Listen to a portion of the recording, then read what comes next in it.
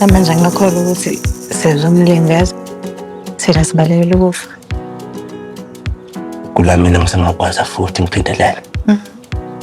Uze ngikwazi ukuba nawe nengane yethu.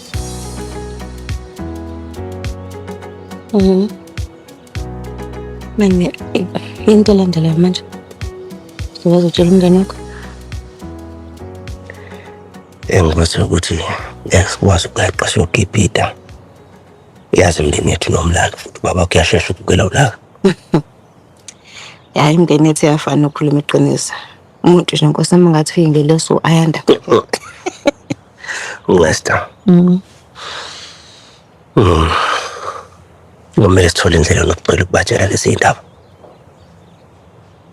Angazi ukuthi umndeni wami uzosisiwa kanjani ngiyithola ukuthi usanele usefuna ukushada ingudu zemvukwabo.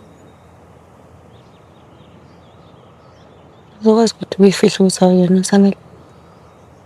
Ngomele ngizame. Usanele yena noma ngicabanga uzoyivuma lana.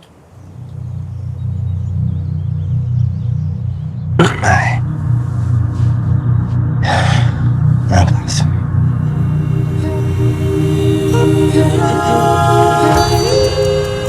Lo makutshela Mbonge nje ungenza isilima mina. Cabanga ukuthi ungonje ungazi. Hayi, unikeze isikhathi. Uthe nje uzoyicabanga lento. Suthi uma ukuthi sikhontoze nekhuleka. Hayibo, ithatha plantation manje. Hayibo kwenziwani eThekwini phetho? Kuyasetshenzwa kunemihlangano kunama-supply. Indoda endala njengombonge futhi abihleli ekhaya phansi. Uma sayi ngabe uyehlenyuka emgwaqeni. Tho ufuna ingane, ngathi ngiyamphoqa manje mina. Yazi mzala kuyafana. Ngisho kuthiwa bekusibara uthi angikusiza ngalento, ubuzo khona onda. Noma ngeneme phetho ngalento, kodwa into kumele siyenze. Manje nekhukhumeza ngempela ngazi konakele. Akazi uthi ngithini kuwena? Hayi akasangifuni. Shado wami nje uphelile. Mbongeni unonya, ubunja loba benzayo. Ukuthi ngimdala kangaka futhi mina manje ngiqale phansi kwa A. Ngizoba insini lapha esigodini. Abantu nje bazokhuluma ngami. Yabona-ke uma usucabanga izinto engekho kanje uzoyiphathisa nge-hi-hi. Phela ngiyamazi umyeni wami lo. Angikuphikisi, yekela kube umina ozokhuluma nayo Sibari. Ngeke bazangiqambela amanga mina.